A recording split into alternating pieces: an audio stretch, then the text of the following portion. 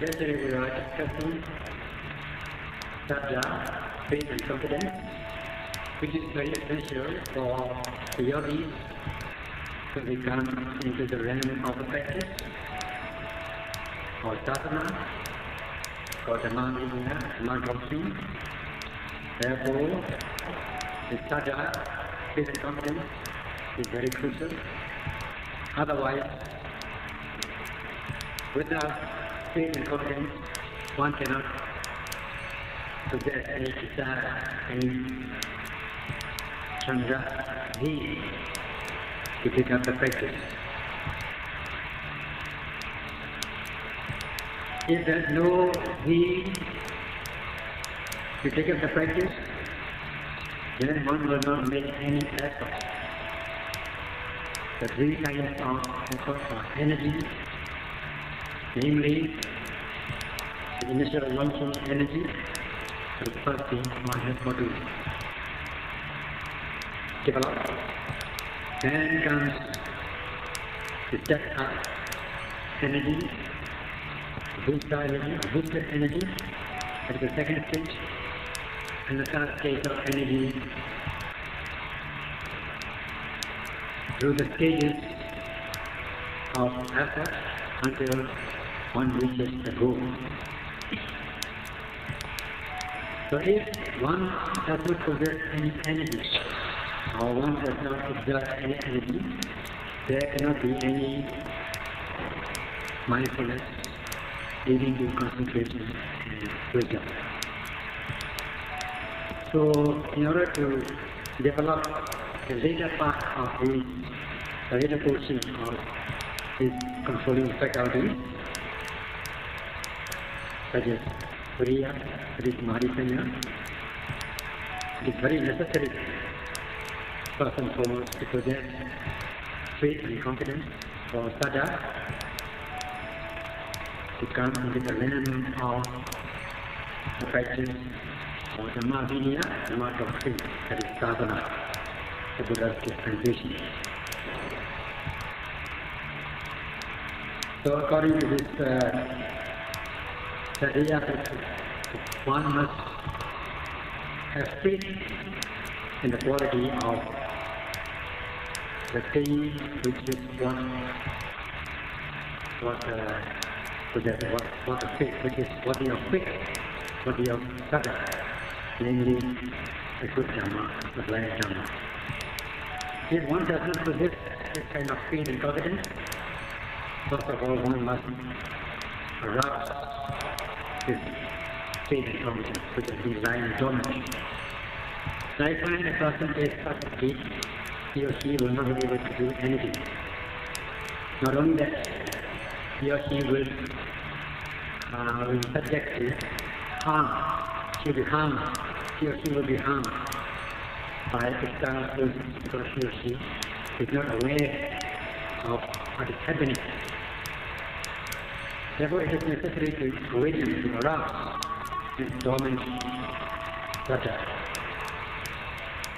So, if just like arousing a person who is thirsty, one should arouse, awaken his Sadhya, faith and confidence.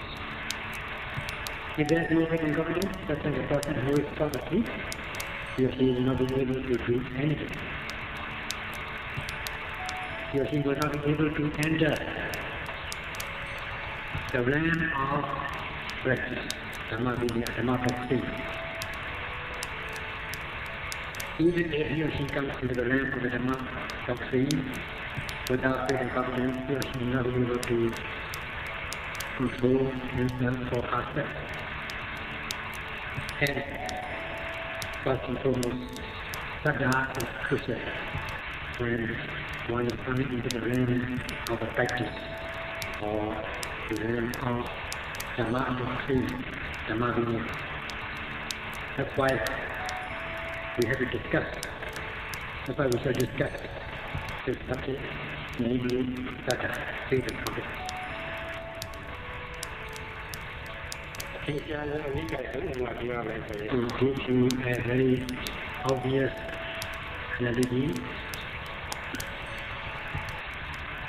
In the ordinary life, you are taking food every day, but not all food, not every food, item of food is suitable for everybody. So we are not free from food. We are unavoidably, we have to take food, so we cannot avoid taking food. But we have to understand that not every item of food is suitable, appropriate for everybody. So first of all, we have to choose which food is suitable for you, which food is nutritious for you. In this way, we have to choose and try it, understanding that certain food is not suitable and certain food is suitable for you. If the food is not suitable, then you abstain from eating it, and if the food is suitable for you, if you are free to eat, then you take it. So first of all, you have to understand which is suitable, which is not suitable. Because suitable food will give you good benefits, whereas unsuitable food will give you bad benefits, will give you harm. So if you take unsuitable food, you are bound to suffer from it. So one has got to understand, one should be able to differentiate between suitable and unsuitable food. Because suitable food will give you good effects in terms of health, digestion, and so on, well-being and so on. And also knowing that such and such a food is not suitable for you, because if you take it, you're bound to suffer from it. So you abstain from doing it. So you should have faith in the food that you are taking, that good food will bring about good benefits, and bad food will bring about suffering. That's the honey. And when you're taking suitable food also, you should take it in a reasonable manner, not too much, not excessive, in an excessive manner, but in an appropriate manner, according to rules, according to the discipline, not in a haphazard or excessive manner. If you take too much food, even if it's suitable, you are not bound to get benefit from it. So you have to take it in moderate way, in moderate manner. If you do that, you are bound to benefit from it. So by understanding this, you come to acceptance about the advantages and disadvantages of food. If it's unsuitable, then you abstain from doing it, there will be no suffering, no harm to it, will not come to any harm. So this is in this sense, you also practice to behave physically, verbally, and mentally. If you do good deeds, while we have body, peace and mind, you bound to get good benefits, good results. And understanding this, having faith in it, you develop this practice, strengthen it, enhance it with faith that if you do good physically, verbally, and mentally, you are bound to get benefits. And this is up to you. Nobody can do anything for you. You yourself have got to do it. You've got to achieve self-achieving food. By taking food regularly and in limit, so to practice to behave physically, verbally, and mentally. If you take unsuitable food, you're bound to suffer. then there will be no wish or will to take that route. If there is no will, then you have no courage, no belief, no energy. Knowing that this food is uncomfortable, then you abstain from doing it. You should have that courage. As much as you have that courage, you will be free from harm. There is no harm will come to you. Such is the analogy that is given for your practice. So too, if you are able to practice in a very cultivated, gentle manner, then you are bound to get results. Your physical, verbal, mental behaviors will become cultured, lovely, gentle, and amiable. So you should understand that theoretically. Reading, studying, listening to thoughts, that's good to get good, bad to get bad. Then there will be being used on a daily basis by behaving, physical and verbal behaviors in a good way, so that they become capable and amiable. So if you have that need, then naturally you will exert energy in taking the way of the practice. There will be this heroic courage to undertake the practice. And if you do that, the succeeding controlling faculties will arise automatically. You're bound to get good results. So that if you behave in a bad way, according to your mind, your behaviors will become very gross, violent, and despicable, leading to unwholesome results. Then you will have this samvega, so-called samvega. Your sense of urgency will be aroused. Then you have a wish, you have a desire, to abstain from doing it. Then you have the courage to abstain from committing unwholesome deeds. Then there will be the exertion of energy. And there will be no harm will come to you. Harm which will come if you do it in the wrong way. If you do it in the right way, no such harm will come to you. So in this way, you should have this faith and confidence in this process of good to get good, bad to get bad, and should understand this thought and progress.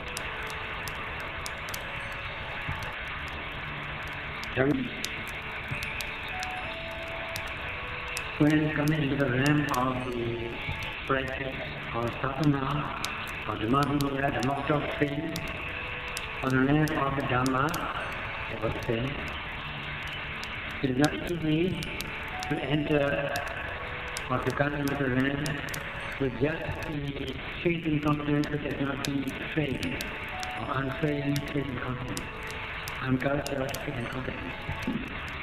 Even if one comes as it is, it will be very difficult for such people to take up the practice. And this kind of faith and confidence should be accompanied with knowledge. And means there must be acceptance which is accompanied with knowledge. So in order to enter, to come into the realm of the Dhamma, one must first awaken his faith and confidence. Then one should develop it with the practice. Otherwise, one will not be able to accept it. One will not be able to accept it. So in order to instill faith and confidence, in order to be able to come into the realm of the practice, first of all, one must train, or one must awaken one's faith and confidence. So, one, just like a person who is thirsty, just like awakening person who is thirsty, so one must go to arouse and untrain or original faith and confidence.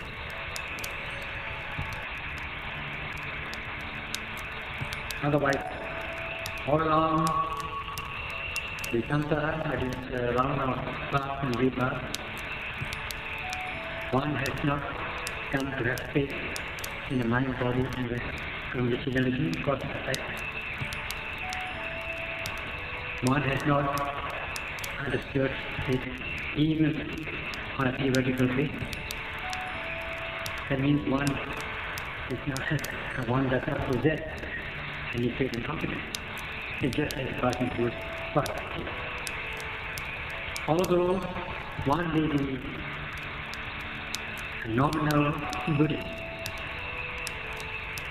if one has not a faith in the object of faith, an object worthy of faith, a deity, it will be like any other person, any other common person. Therefore, it is necessary to awaken to arouse faith. One must understand first and foremost the quality of Dhamma Vinaya, Dhamma doctrine, that is awakening the Sada. By listening to the talk, by reading authentic literature, or by discussion, one should understand the quality of the Dhamma Vinaya. In this way, one is actually arousing one's faith and confidence, which is seen as dormant.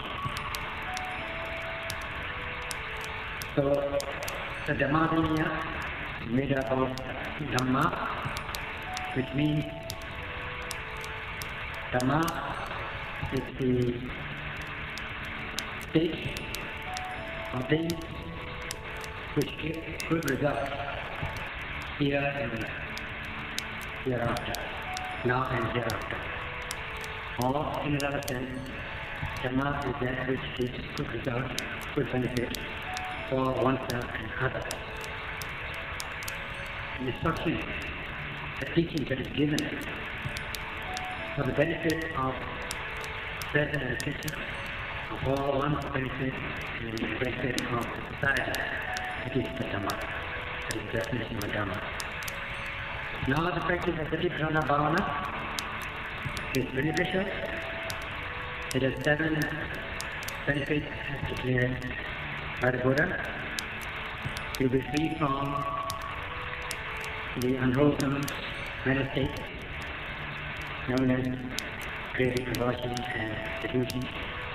You will be free from that if you undertake the practice. This is the sure path, as announced, as declared by the Buddha, that it is one way, it is the only way to be free from craving, aversion, and seduction. This is a sure way to be free from greed and limitation, sloka parideva. This is a sure way. This is a sure way, a sure path to be free from physical pain and mental distress. And lastly, it is a sure way to be free from eternal enemies by realizing the path of fruition knowledge of the devotees, seeing Nibbana with the path of fruition knowledge. So this is quite simple, short and simple, brief and simple. This is the essence of it, that the Satipatthana Bhavana gives 7 benefits. Starting with the purification of the mind. It is simple and clear. So, normally, people's minds are impure. They cannot be pure until one is cultivated with the practice of Satipatthana Bhavana. They will be committing unwholesome physical, verbal, mental behaviors. If the mind is clear, the mind is purified, the practice of Satipatthana Bhavana, then automatically your physical and verbal behavior also will become purified. They will free of impurities. They become calm, they become grateful, they become peaceful, they become generous, amiable, so that their life will become lovely. It is simple and as simple as that. As clear as that. So, the Buddha has given this assurance about the purification of the mind, especially the Satipatthana Bhavana, that it is 7 benefits. Sure way to be benefits. If you practice to activate your mindfulness of 4 kinds of objects, namely physical or bodily objects, kaya, vedana, objects of feeling, sensation, Cheta, objects of the mind, the mental objects, and Dharma, the general objects.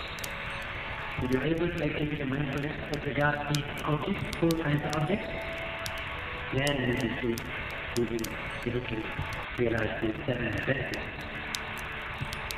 This is walking the Dhamma path to realize the benefits. So, in order to walk the path, Buddha also has given a discipline that we call vinaya, the disciplinary rules. And when we are practicing, we got to do it according to these disciplines. Abstaining from unwholesome physical and verbal behaviors, so that your physical and verbal behavior will become purified, affable, powerful, peaceful, and gentle. And such discipline is known as vinaya. So when you combine these 2 things, Dhamma and vinaya, it becomes Dhamma vinaya, which is another name for Sat. We call it Satna. So that is the Buddha's teaching in order to cultivate one's physical and verbal and mental behaviors.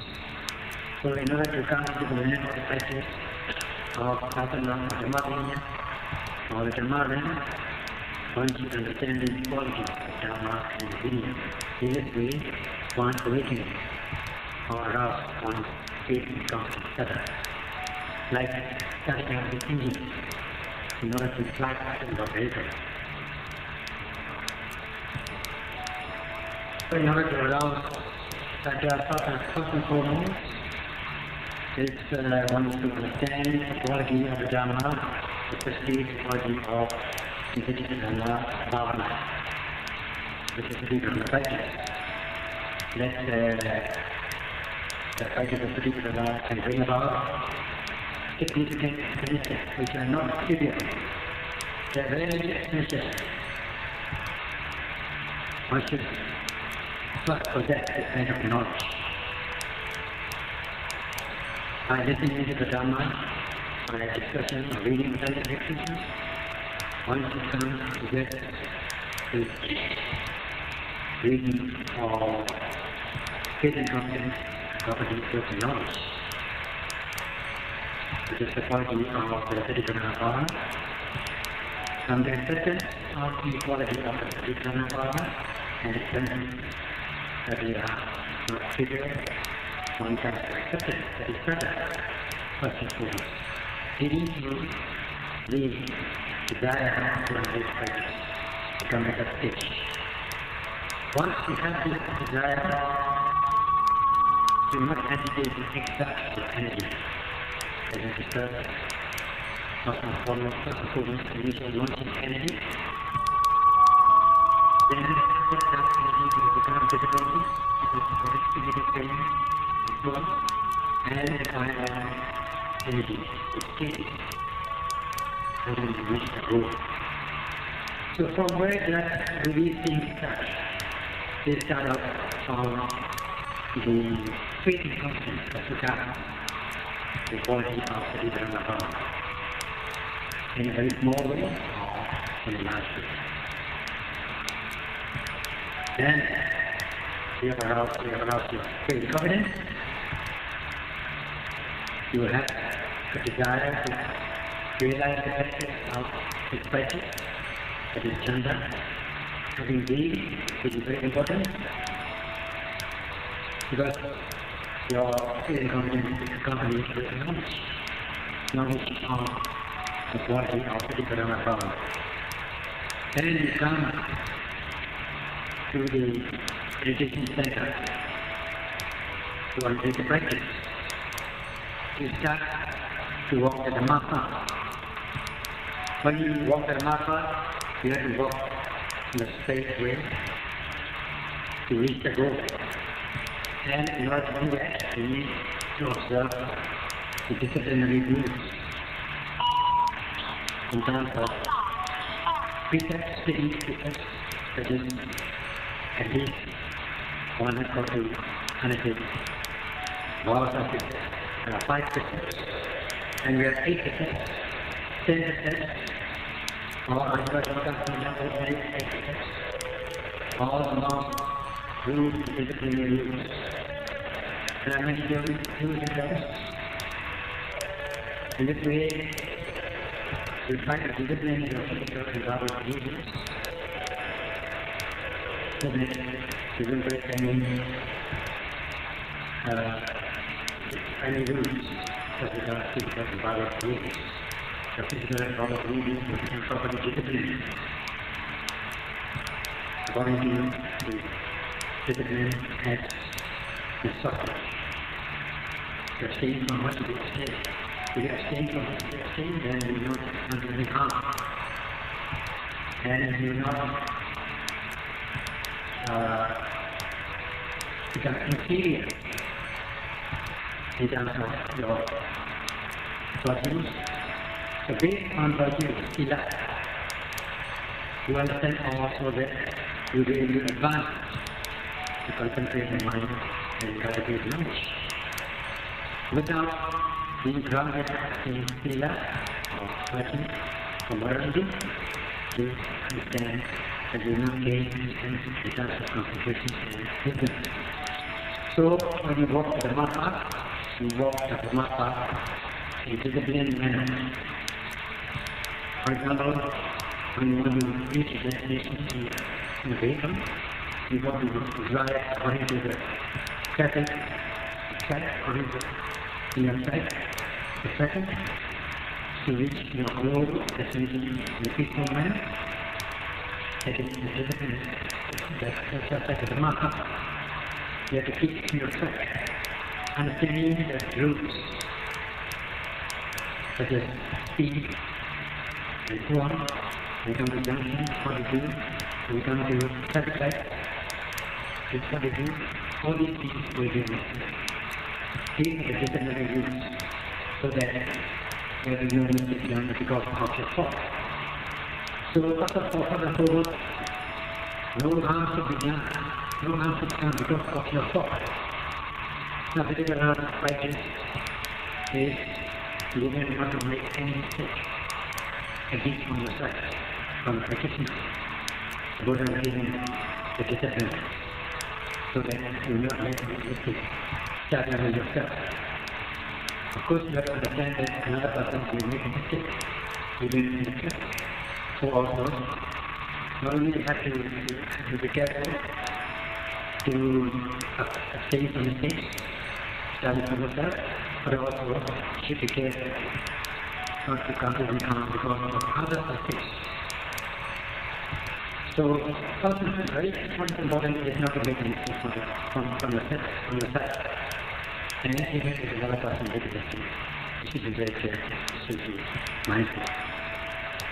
And such are the disciplines as